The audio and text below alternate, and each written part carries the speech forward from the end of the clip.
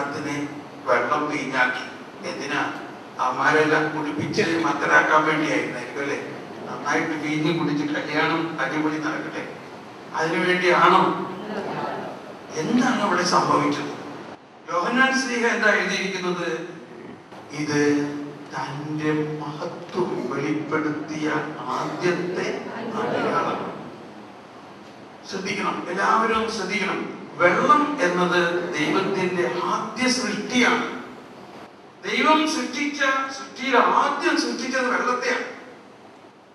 വെള്ളത്തിന്റെ മീതെ ആത്മാവ് ചലിച്ചുകൊണ്ടിരുന്നു. പിന്നെ മറ്റുള്ളവയെല്ലാം സൃഷ്ടിച്ചു. ഇവിടെ ഇപ്പോൾ ദൈവം ആ വെള്ളത്തിലേക്ക് തന്റെ ദൈവീക കൃപാവരം, ദൈവീക ശക്തിയെ കടത്തിവിട്ടുകൊണ്ട് ആ വെള്ളമാകുന്ന സൃഷ്ടിയെ മറ്റൊരു സൃഷ്ടിയാക്കി രൂപാന്തരപ്പെടുത്തി. എന്താണ് മറ്റൊരു സൃഷ്ടി? വീഞ്ഞ്. വീഞ്ഞ് വെള്ളത്തിൽ നിന്നല്ലല്ലോ ഉണ്ടാക്കുന്നത്. വീഞ്ഞ് മറ്റൊരു സൃഷ്ടിയാണ്. വെള്ളത്തിന്റെ മോളിക്യൂൾസ്, വെള്ളത്തിന്റെ ഘടന H2O, ഓക്സിജനും ഹൈഡ്രജനും. എന്നാൽ വീഞ്ഞിന്റെയോ അങ്ങനെയല്ലല്ലോ. വീഞ്ഞിന്റെ ഘടന, വീഞ്ഞിന്റെ രാസപദാർത്ഥങ്ങൾ വളരെ വ്യത്യസ്തമാണ്. അങ്ങനെ ദൈവത്തിന്റെ ശക്തിയെ ദൈവം പ്രഖ്യാപിക്കുകയാണ്. ദൈവം സാധാരണഗതിയിൽ നമ്മൾ പഠിച്ചേക്കണ എന്താ? ദൈവം എങ്ങനെ സൃഷ്ടിച്ചു? എന്താണ് ഉത്തരം? ദൈവം എന്നിൽ നിന്നെല്ലാം സൃഷ്ടിച്ചു? ഇല്ലായ്മയിൽ നിന്ന് ദൈവമെല്ലാം സൃഷ്ടിച്ചു. ദൈവത്തിന് ഒരു വസ്തുവിന്റെ ആവശ്യമില്ല മറ്റൊരു വസ്തു സൃഷ്ടിക്കാൻ. ഉണ്ടോ? ഇല്ലായ്മയിൽ നിന്ന് ദൈവം എല്ലാം സൃഷ്ടിച്ചു. എന്നാൽ ഇവിടെ ഒരു സൃഷ്ടിയെ ആയ വെള്ളത്തെ ദൈവം എടുത്തുകൊണ്ട് അതിൽ നിന്നും പുതിയൊരു സൃഷ്ടി ഉണ്ടാക്കുന്നു. ഇത്തരത്തിലുള്ള ഒരു പ്രക്രിയയാണ് ദൈവം ആദമിന്റെ മക്കളായ നമ്മളാകുന്ന വെള്ളത്തെ ദൈവത്തിന്റെ കൃപാവരം ഒഴുക്കിക്കൊണ്ട് യേശുവിന്റെ മക്കളായ പുതിയ സൃഷ്ടിയായ പുതുവീഞ്ഞാക്കി മാറ്റുന്നു. അത്തരത്തിലുള്ള ഒരു വിസ്മയനീയമായ ശക്തിയാണ് ഉദാശകളിൽ ഉടനീളം അല്ലെങ്കിൽ ദൈവികത മുഴുവനിലും പ്രവർത്തിക്കുന്നത്. ഇതിലാണ് നമ്മൾ ഏറ്റവും കൂടുതൽ ഉന്നം വെക്കേണ്ടത്. ഈ പ്രക്രിയ തന്നെയാണ് രോഗശാന്തിയിൽ നടക്കുന്നത്. ലാസറിനെ ഉയർപ്പിച്ചു. ലാസർ എന്ന സൃഷ്ടി കെട്ടുപോയിരിക്കുന്നു, ചീഞ്ഞളിഞ്ഞിരിക്കുന്നു. എന്താണ് അവന്റെ സബ്സ്റ്റൻസ്? എന്താണ് അവന്റെ രാസപദാർത്ഥങ്ങൾ? എന്താണ് അവന്റെ മോളിക്യൂൾസ്? എന്നാൽ സൃഷ്ടാവായ ദൈവം ആ ചീഞ്ഞളിഞ്ഞ ലാസറിന്റെ കുഴിമാടത്തിന് മുമ്പിൽ നിന്നുകൊണ്ട് ഒരു വാക്ക് പറഞ്ഞപ്പോൾ ആ ചീഞ്ഞളിഞ്ഞ ലാസർ പുതിയ സൃഷ്ടിയായി വന്നിരിക്കുന്നു. വിശ്വസിക്കുക, അതാണ് ദൈവത്തിന്റെ ശക്തി. ഞാനിതൊരിക്കൽ പ്രഘോഷിച്ചുകൊണ്ടിരിക്കുമ്പോൾ ധ്യാനം കൂടിക്കൊണ്ടിരുന്ന ഒരാളിൽ അത്ഭുത രോഗശാന്തി ഉണ്ടായി. അത്ഭുത രോഗശാന്തി. നമ്മൾ പ്രഘോഷിക്കേണ്ടത് ഇത്തരത്തിലുള്ള ദൈവത്തിന്റെ അത്ഭുതകരമായ വിസ്മയനീയമായ ശക്തിവിശേഷത്തെയാണ് നമ്മൾ പ്രഘോഷിക്കേണ്ടത്. അത് പ്രഘോഷിക്കുമ്പോൾ അത് നമ്മളിലേക്ക് പകരുകയാണ്.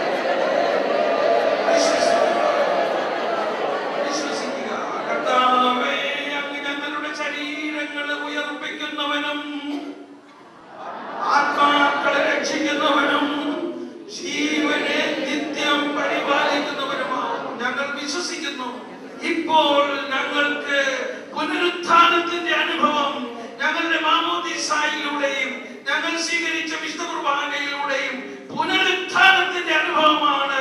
ലാസറിനെ ഉയർപ്പിച്ച അനുഭവമാണ് ഞങ്ങൾക്ക് നൽകിയിരിക്കുന്നത്. ഞങ്ങളിലും ഒരു ചീഞ്ഞളിഞ്ഞ ലാസറുണ്ട്, ഞങ്ങളിലും ഒരു ചീഞ്ഞളിഞ്ഞ കുഷ്ഠരോഗിയുണ്ട്. ഞങ്ങളിലുള്ള പാപകരമായ അവസ്ഥയായ ആ ചീഞ്ഞളിഞ്ഞ അവസ്ഥയെ അത് ഉയർപ്പിക്കും. ലാസറേ പുറത്തു വരിക, ലാസറേ പുറത്തു വരിക, ലാസറേ പുറത്തു വരിക. Hallelujah, hallelujah, hallelujah, hallelujah, hallelujah, hallelujah, hallelujah, hallelujah, hallelujah, hallelujah. ദൈവമേ, ഞങ്ങളിലുള്ള ചീഞ്ഞളിഞ്ഞവ എന്ത് തന്നെയായാലും, ഞങ്ങളിലുള്ള കുഷ്ഠരോഗി എത്രത്തോളം നികൃഷ്ടമാണെങ്കിലും, ഞങ്ങളിലുള്ള പാപകരമായ സ്വാധീനങ്ങളും പാപകരമായ ബലഹീനതകൾ എന്ത് തന്നെയായാലും, ഞങ്ങൾ വിശ്വസിക്കുന്നു അങ്ങയുടെ മായാത്ത മുദ്ര അങ്ങ് ഞങ്ങളെ സ്വന്തമാക്കിയിരിക്കുന്നു.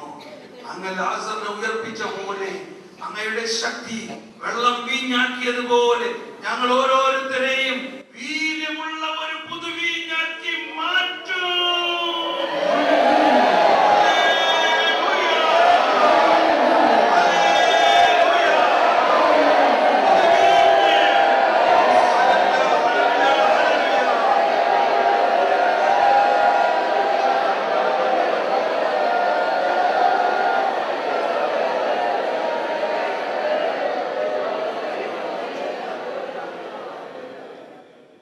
ഒരിക്കൽ കൂടി നമുക്ക് നമ്മുടെ ഉള്ളിന്റെ ഉള്ളിലേക്ക് പ്രവേശിക്കാം. നീ പ്രാർത്ഥിക്കുമ്പോൾ നിന്റെ മുറിയിൽ കടന്ന് കടകടച്ച് രഹസ്യത്തിൽ കാണുന്ന നിന്റെ പിതാവിനോട് പ്രാർത്ഥിക്കുക. ദൈവമേ, എന്റെ ഉള്ളറയിൽ, എന്റെ ഹൃദയത്തിന്റെ ഉള്ളിൽ അങ്ങ് ലയിച്ചിരിക്കുന്നു. എന്റെ ആത്മാവിൽ അങ്ങ് ലയിച്ചിരിക്കുന്നു. ഉയർത്തെഴുന്നേറ്റ കർത്താവ് എന്റെ ആത്മാവിൽ ലയിച്ചിരിക്കുന്നു. എന്റെ ആത്മാവിൽ എന്റെ ശരീരത്തിലേക്കും മനസ്സിലേക്കും പുതുജീവൻ പകർന്നുകൊണ്ട്, എന്റെ ആത്മാവിനെ ഉത്തേജിപ്പിച്ചുകൊണ്ട്, എന്റെ ആത്മാവിനെ ജ്വലിപ്പിച്ചുകൊണ്ട്, എന്റെ ആത്മാവിന് ചിറകുകൾ വെച്ചുകൊണ്ട്, എന്റെ ആത്മാവിനെ ലോകം മുഴുവനിലേക്കും പടർത്തിക്കൊണ്ട്, എന്റെ ആത്മാവിന് ബുദ്ധിയും ബോധ്യവും നൽകിക്കൊണ്ട്, എന്റെ ആത്മാവിലേക്ക് വിശ്വാസത്തിന്റെ കോട്ട കെട്ടിക്കൊണ്ട്, എന്റെ ആത്മാവിലേക്ക് ദൈവിക രഹസ്യത്തിന്റെ വിസ്മരണീയമായ നിഗൂഢതയെ തുറന്നുകൊണ്ട് ദൈവം പ്രവർത്തിക്കുന്നു. ആ ഉള്ളിന്റെ ഉള്ളിലേക്ക് ആ ദൈവത്തെ അള്ളി പിടിച്ചുകൊണ്ട്, ആ യേശുവിനെ ഒരിക്കൽ കൂടി നമുക്ക് ആ ഉള്ളിന്റെ ഉള്ളിൽ കടകടച്ച് മറ്റെല്ലാ വിചാരങ്ങളും വിട്ടുകൊണ്ട് നമ്മുടെ ഉള്ളിന്റെ ഉള്ളിലുള്ള യേശുവിനെ മുറുക്കി പിടിച്ചുകൊണ്ട്, ഇപ്പോൾ ഒരു ചിത്രവും കാണണ്ട, ചിത്രങ്ങൾ കണ്ടേക്കാം, അതിനെ മാറ്റിക്കൊണ്ട് വിശ്വാസത്തിലൂടെ മാത്രം കാണുക. ഒന്നും കാണാതെ, ദർശിക്കാതെ, എന്നാൽ അവിടെ കർത്താവ് ഉണ്ട് എന്ന ബോധ്യത്തിൽ, ആ കർത്താവ് ലാസറിനെ ഉയർപ്പിച്ചവൻ എന്റെ ഉള്ളിലുണ്ട്. എന്റെ ഉള്ളിൽ ചീഞ്ഞളിഞ്ഞ് എന്തെല്ലാം ഉണ്ടായാലും അതിനെല്ലാം ഉയർപ്പിക്കാൻ ശക്തനാണവൻ. അതിനെല്ലാം പുതുവീഞ്ഞാക്കി മാറ്റി രൂപാന്തരപ്പെടുത്താൻ ശക്തനാണവൻ എന്ന് ഞാൻ വിശ്വസിക്കുന്നു. ആ വിശ്വാസത്തിൽ ഒന്ന് ലയിക്കുക. ഈശോയെ നന്ദി പറഞ്ഞോട്ടെ. ഈശോയെ, ഞാൻ നിന്നെ സ്നേഹിക്കുന്നു. എല്ലാറ്റിലും ഉപരിയായി ഞാൻ നിന്നെ സ്നേഹിക്കുന്നു. എല്ലാറ്റിലും ഉപരിയായി ഞാൻ നിന്നെ സ്നേഹിക്കുന്നു. ഈശോയെ, എനിക്ക് നീ മാത്രം മതി. നീ എന്റെ കൂടെ ഉണ്ട്. മാമോദീസായിലൂടെ നീ എന്നിൽ മായാത്ത മുദ്ര കുത്തിക്കൊണ്ട് നീ എന്നെ സ്വന്തമാക്കിയിരിക്കുന്നു. ഞാൻ നിന്റേതാണ്, ഞാൻ നിന്റേതാണ്.